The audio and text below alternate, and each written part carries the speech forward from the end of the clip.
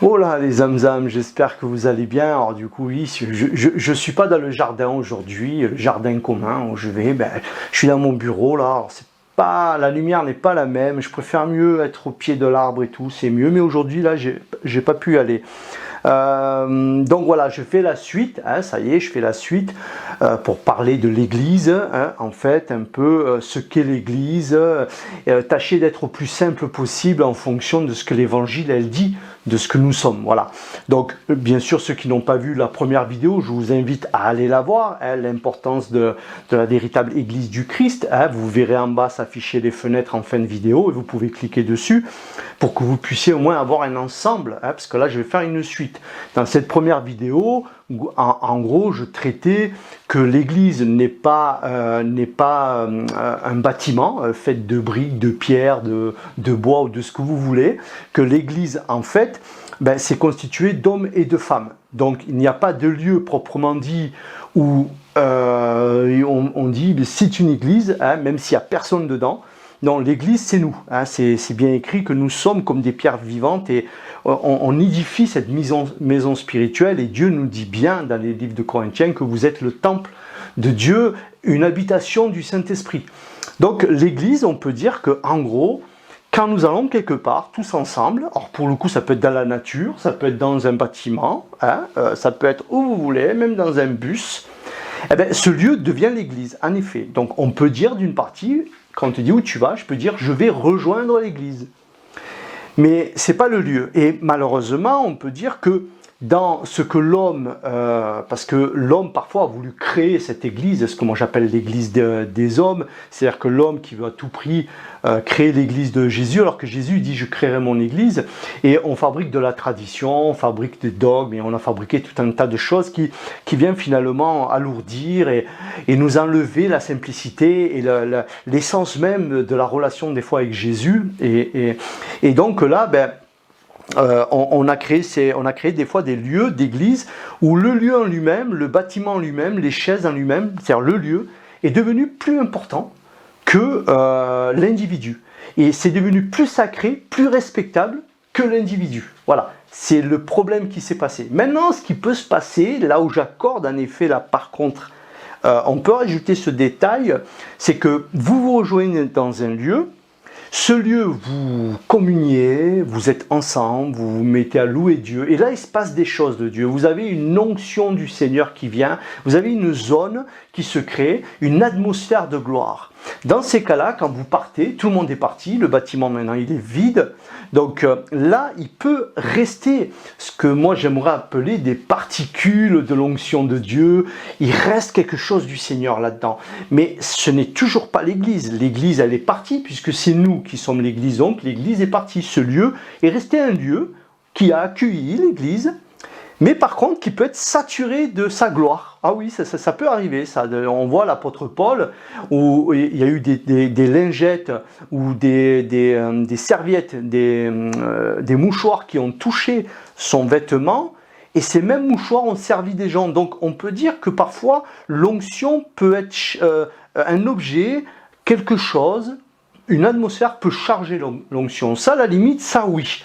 Et donc vous partez, et puis là vous avez un inconnu qui rentre dans cette pièce le lendemain par exemple, ils viennent pour faire un truc qui n'a plus rien à voir, par exemple eux ils vont faire un mariage alors que nous la veille on avait loué ce lieu pour adorer Dieu, admettons, pour faire un séminaire pour Dieu ou qu'importe, et là la personne elle vient, rentre dedans, elle veut passer le balai parce que, je sais pas, c'est la femme de ménage qui vient le matin, et là elle est touchée, elle ou autre, et là elle est touchée, elle sent qu'il y a quelque chose qui s'est passé, parce qu'il y avait encore une présence, il y avait quelque chose. Il n'y avait plus Dieu. Dieu n'est plus là. Dieu, il part avec nous. Dieu, c'est nos corps qui transportent Dieu en sorte. Mais il y avait une présence. Ça, à la limite, on peut le dire. Donc, on peut dire, oui, je vais à l'église. Mais je vais à l'église, je vais rejoindre l'église. Voilà. C'est dans ce sens-là. Mais je vous invite à aller voir la première vidéo. Bien sûr, donc première vidéo, j'ai traité de internement à l'église, qu'est-ce qu'on fait, comment on grandit, la communion fraternelle. Et là, en fait, je voudrais vraiment donner cette suite. Dire que appartenir, je ne sais pas si on se rend compte, mais moi je crois qu'on ne se rend pas compte tellement parfois, mais appartenir proprement dit à ce qu'on appelle l'Église, qui est l'assemblée des croyants, et qu'on appelle communément ce que le Seigneur dit, vous êtes mon corps, c'est-à-dire que Jésus dit « je suis la tête et mon Église est le corps ». Nous sommes un corps. C'est juste un privilège énorme. Quand vous creusez, vous dites « waouh, mais quand même, j'appartiens au corps, à l'étendue même, je suis l'extension du Christ sur terre. Et en Christ, tous les trésors de la sagesse et de la connaissance sont en lui. » Et il me dit qu'il, lui, son esprit sonde les profondeurs même de Dieu. Et il dit, cet esprit, vous l'avez, vous. Vous qui avez activé ça, vous qui avez reçu le Seigneur. Mais ça va, recevoir Jésus, appartenir à cette église, et je dirais maintenant ce qu'elle doit faire, mais c'est un truc énorme, les âmes, on ne se rend pas compte. Je crois que des fois on a religiosisé, on a rendu dogmatique des traditions, or, selon les églises c'est encore plus traditionnel que d'autres, ennuyeuses, une tradition, voilà. Et par nos traditions, on a enlevé la véritable essence du réma de Dieu. Vous voyez, on a enlevé ce truc-là. Alors, le ministère maintenant de l'Église, parce que l'Église n'est pas un organisme déjà naturel, humain, il y a quelque chose de surnaturel dans l'Église, on n'est pas fait pour être enfermé quelque part et à vivre en huis clos, on reste groupé entre nous, hein, ou alors on va vraiment encore plus profond dans des esprits encore plus sectaires. Non, l'Église, elle est appelée à s'ouvrir sur le monde. Pourquoi? Parce que l'Église, c'est le cœur de Dieu en fait. Dieu y a mis tout son cœur, tout son ouvrage dans cette église en fait. Jésus il dit « je suis la tête, vous êtes le corps » et j'ose ajouter que Dieu, c'est le cœur de ce corps. C'est le cœur. Et on voit à quel point le cœur est important. Donc, Jésus avait un ministère. Son ministère, c'était quoi? C'était de révéler le cœur de Dieu, de réconcilier les choses de Dieu avec la terre, du ciel et de la terre. Et il faisait quoi? Il guérissait. Il guérissait, il délivrait les gens. Il est écrit que Jésus-Christ de Nazareth allait de lieu en lieu, faisant du bien, délivrant les gens, guérissant les gens. Il avait un ministère de guérison dans un monde qui est en souffrance. Et alléluia, parce que ce ministère-là, il existe encore. Vous avez des églises qui sont très vivantes sur terre, où il se passe des groupements de chrétiens. Vous ne voyez pas forcément une église avec un clocher, mais des groupements de chrétiens. Et il y a des gens qui sont restaurés et guéris. C'est-à-dire que Jésus marche encore parmi nous, quoi. Vous voyez? Et donc ça, c'est le ministère. Et c'est le ministère de l'église. Jésus dit, allez dans toutes les nations, faites des disciples. Mais faire des disciples, c'est amener la révélation. Ne faites pas des religieux. Je parle dans le terme religieux. Je ne suis pas irreligieux. La vraie religion avec le Seigneur, oui, parce qu'on est relié. La religion qui consiste à prendre soin de la veuve et de l'orphelin et à s'abstenir des souillures de ce monde, ça c'est la religion que Dieu a créée, parce que c'est écrit dans le livre de Jacques. Dieu a créé cette religion qui est pure et sans tache devant lui. Vous voyez? Donc, en fait, on a ce mandat d'aller apporter comme ça la guérison. Donc, l'Église est un lieu de restauration pour ceux qui viennent. Quand les gens viennent qui viennent ou que nous va vers eux, parce qu'il y a des rencontres comme ça, elle est là pour restaurer, pour guérir. Elle n'est pas là pour juger les gens. Elle n'est pas là pour, quand une personne vienne, on la passe au crible, on te juge, on voit, est-ce que lui, il est capable, est-ce qu'on peut le baptiser, pas le baptiser, non, tu fumes encore, et ceci, cela. Parce que ça, c'est un jugement. Dieu n'a jamais regardé, ne juge pas le pécheur. Il ne le juge pas, il lui ouvre les bras, il vient, il le restaure. Et ça, c'est une partie de l'Église. Restaurer, faites des nations des disciples, baptisez-les en mon nom. Donc, il y a une histoire de toucher les nations. Et le disciple-là, c'est de la révélation. Pour être un disciple du Seigneur, il faut de la révélation, les âmes. Donc, c'est le cœur du Père. C'est vraiment le cœur du Père. Pourquoi? Parce que déjà, comme vous voyez ça dans les écrits de Matthieu, dans Matthieu 15 au verset 18, vous pouvez voir que ce qui sort de la bouche vient du cœur, car c'est du cœur que viennent les mauvaises pensées, les meurtres, les adultères, les vols, les faux témoignages, les calomnies, tout ça, ça vient du cœur. Alors bien sûr, les mauvaises pensées, les mauvaises choses qui viennent du cœur, les bons fruits aussi viennent du cœur. Donc souvent Dieu nous compare, l'église, c'est comme sa fiancée, son épouse, il y a une comparaison à ça. Hein, on est comme la prunelle de ses yeux. Donc en fait, Dieu nous aime, car Dieu a tant aimé le monde, il est écrit. Qu'il a donné Jésus-Christ, tant aimé le monde. Donc il y a une histoire d'amour. Donc on peut dire que quelque part, il sort de la bouche de Dieu. Ce qui sort de la bouche de Dieu vient de son cœur. Donc c'est pour ça qu'il nous bénit dans sa grâce. Parce que tout est grâce. Hein. L'église du Seigneur, c'est la grâce ouverte au monde. Hein. C'est la grâce ouverte au monde. Car là où est votre trésor, là aussi sera votre cœur. Dans le livre, l'évangile de Luc, vous trouvez ça.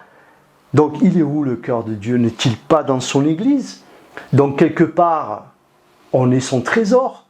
Comme nous sommes son trésor, eh ben, son cœur est là. C'est comme nous, il nous dit que là où est votre trésor, il est dit que le royaume de Dieu est comme un trésor. Ah ben, si le royaume de Dieu est pour nous un trésor, notre cœur sera là-bas.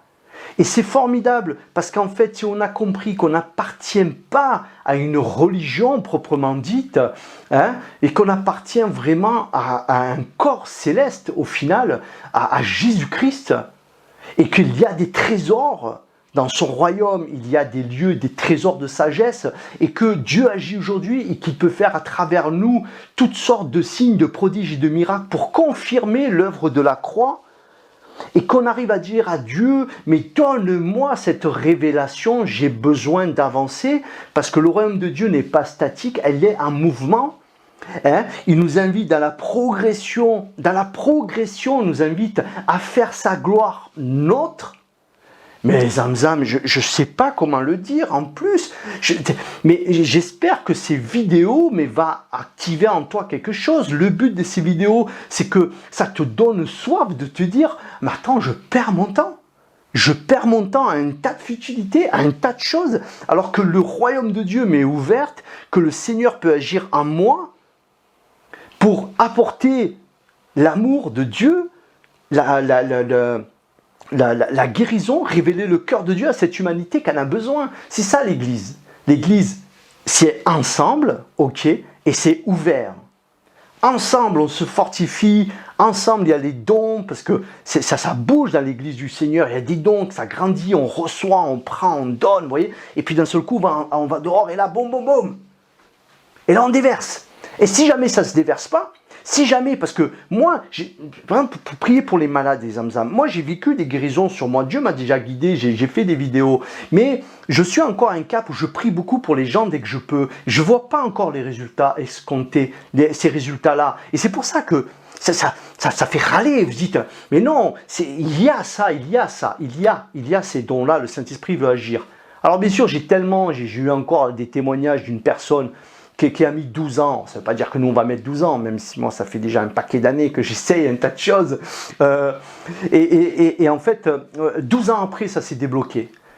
J'ai entendu un pasteur, une personne qui disait, moi j'étais dans une église traditionnelle, et en fait, j'ai toujours eu soif de voir la puissance de Dieu se manifester. J'ai toujours vu quelque chose qui n'allait pas. On priait pour les gens, ils guérissent pas. Souvent on priait, les gens ils meurent. Et voilà, c'est-à-dire qu'on sait que c'est pas tout le temps. On sait que quand on prie, malheureusement, on perd des gens. Mais de là qu'on voit jamais, c'est une grosse différence. Et il dit pendant 20 ans, et un jour il a vu un miracle de ses yeux. Il a vu un miracle créatif de ses yeux, genre une main qui a poussé. Non mais là je vais loin, je sais, là je vais loin. J'espère que vous êtes au moins un peu croyant, parce que si quelqu'un regarde un peu sceptique, il va dire lui il est fou. Bon là ça l'a complètement débloqué, et là il y a quelque chose qui s'est débloqué en lui. Et il s'est mis avec sa femme, qui ça fait 20 ans, qui sont en train de œuvrer pour le Seigneur dans une église, et là il a commencé à avoir des miracles. Et ça s'est déversé.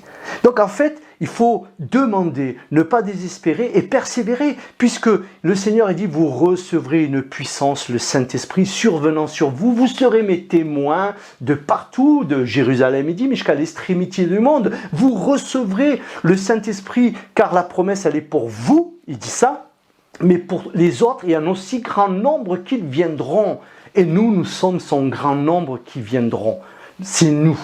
Donc en fait, l'Église, elle a une puissance, mais qui est juste, on n'a rien vu les Zamzam, on n'a encore rien vu. Il se passe des choses en France, pour parler de la France, que moi je suis français, il se passe des choses, hein, on voit des choses. Mais je vous assure, pour moi c'est du compte-gouttes. Alors vous me direz, c'est déjà pas mal. Oui, c'est déjà pas mal. mais c'est du compte-gouttes. Donc l'Église, elle doit démontrer la manifestation de la puissance de Dieu par son intermédiaire. C'est tout. C'est pas juste pour faire les beaux, dire vous avez eu. Non, c'est que c'est normal, c'est une norme. Hein, le Seigneur travaillait avec eux et confirmait sa parole par des signes, des prodiges, des miracles. Et c'est nous, dans l'église, si tu es blasé, que tu vas dans une église par habitude, tu es blasé, tu vois jamais de guérison, finalement tu pries même plus pour les gens parce que tu as tellement prié, c'est jamais rien passé, et tu là, tu bailles, t'en as marre, tu es à l'église, tu es assis, tu es déjà pressé que l'office il termine, mais il y a un souci, Zamzam, il y a un souci. Mais ben oui, il faut être honnête, il faut dire à Dieu, non mais là ça va pas, ça peut pas continuer comme ça. Vu ce que tu nous dis, là je suis à côté de la masse quand même. On est en droit de se poser des questions. Si notre évangile manque de puissance, on a un droit, c'est un droit les Zamzam. Dieu ne nous en voudra pas pour ça, il ne dira pas. Non, on a un droit de dire, ben là ça manque quelque chose qui ne va pas, mais moi Seigneur, si tu ne confirmes pas, je ne peux pas continuer. Ça ne veut pas dire qu'il ne faut pas le faire dans un premier temps, il faut savoir sortir de la barque, il faut essayer, il faut prier, il faut y aller. Mais à un moment donné, il faut faire un constat, il faut s'asseoir, faire un constat. Voilà, c'est tout. Donc, l'Église, qui est le cœur du Père, sort de la bouche des bonnes intentions du Père, parce que tout ce qui vient du cœur, donc cette Église, quelque part, elle sort du cœur du Père. Et ce cœur doit impacter les nations. Et aujourd'hui, plus que jamais, parce que plus on avance, c'est toujours plus que jamais, l'Église doit montrer sa compassion, son amour, son efficacité envers une humanité, et pas montrer sa religion. Les gens ne veulent pas de religion. Les beaux discours, les gens en sont fatigués. Voilà, les discours politiques, les discours religieux, des discours. L'apôtre Paul, il dit bien, je ne vous ai pas convaincu par des discours éloquents, parce que d'ailleurs je n'ai pas une grande éloquence, il dit, mais je vous ai démontré la puissance de la croix, c'est-à-dire la véracité de ce qui est Jésus, par une démonstration d'esprit, par des signes, des prodiges, des miracles, pour que votre foi, il est écrit, votre foi soit fondée non sur le raisonnement humain, sur les beaux discours, mais sur la puissance de Dieu. Vous voyez ? Et des fois, il y en a, ils ont des problèmes avec ça, avec le mot puissance, prodige, miracle. Ça vous énerve. Mais si jamais ça vous énerve, mais remettez-vous en question, il y a un problème. Lisez-le ce livre. Lisez-le avec les yeux de l'esprit. Je compte faire une vidéo, justement, parce que j'ai à cœur de faire ça, c'est pourquoi lire pourquoi lire la Bible et comment le lire.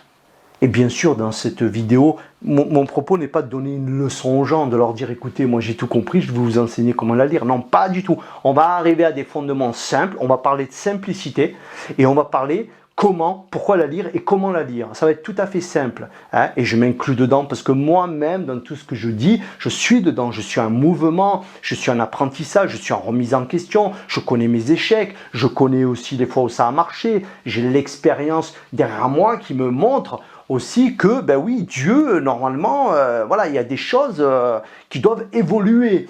Ou sinon, ce n'est pas bon. Donc, je vous invite à regarder les autres vidéos. Il y a une vidéo, c'est la gloire, c'est progresser dans la gloire du Seigneur. Allez la voir, je parle que c'est pas statique le Seigneur. Donc j'arrête là les Zamzam. Vous êtes comme des pierres vivantes, édifiez-vous pour former une maison spirituelle et un saint sacerdoce. 1 Pierre 2, verset 5, vous trouvez ça. On est des pierres vivantes, on n'est pas des briques, c'est pas Ikea, quoi. On n'est pas chez Ikea, on n'a pas formé une église à partir de Ikea, on a tout emboîté, bam bam bam bam, t'es dedans, t'es là, t'as pas de personnalité, t'as rien, t'es blasé, t'écoutes des gens qui eux-mêmes parfois sont blasés. Ah, je vais un peu loin peut-être, hein. Mais c'est comme ça. Donc voilà, merci pour regarder cette vidéo, tu peux la liker. Tu peux, vous voyez, et puis il y a beaucoup de choses que je dois oublier encore là-dedans. Il y a tellement de choses à dire, donc ne commencez pas à me dire, oui, mais tu sais, il y a ça, il y a plein de choses, il y a plein de choses qu'on pourrait rajouter. Donc, n'oublie pas de liker cette vidéo, de la partager, tu peux t'abonner, tu appuies sur la petite clochette, toute notification, comme ça tu reçois les vidéos. Donc, mes prochaines vidéos, je voudrais parler la Bible, hein. J'ai aussi... j'aimerais parler j'ai quelques témoignages là à donner et puis aussi sur un songe que j'avais fait qui va, je crois qu'il va en parler à certains, qui me parle beaucoup aujourd'hui, mais ça fait très longtemps que je l'ai fait, Mais voilà, ça prend du sens, ça prend du sens. Voilà les zamzam, je pense pas oublier, j'ai pris quand même quelques notes pour pas oublier, hein, bien sûr. Donc voilà, donc ce qui est l'église, en gros c'est un peu ça, voilà, c'est un peu ça l'église. Je vous souhaite en tout cas les bienvenus. Si toi tu es jeune, tu viens d'arrêter dans l'église, ah tu es plein de feu, vas-y avec le Seigneur, voilà, vas-y, t'as tellement de choses à faire avec le Seigneur, hein, et ne te blase pas, ne te laisse pas voler ta joie, ton feu. Voilà, ne te laisse pas voler tout ça. Mais tout ça, on en parlera dans notre vidéo. Il y a beaucoup de choses à dire. C'est pour ça qu'il y a souvent d'autres vidéos à venir. Mais là, je parlerai de témoignages la prochaine fois, je pense. Bon, j'espère que l'image n'est pas trop dégueulasse que le contre-jour, mais j'ai pas le choix. Je peux pas me mettre là-bas, en fait. C'est un peu compliqué. Ciao les amis. Shalom à tous.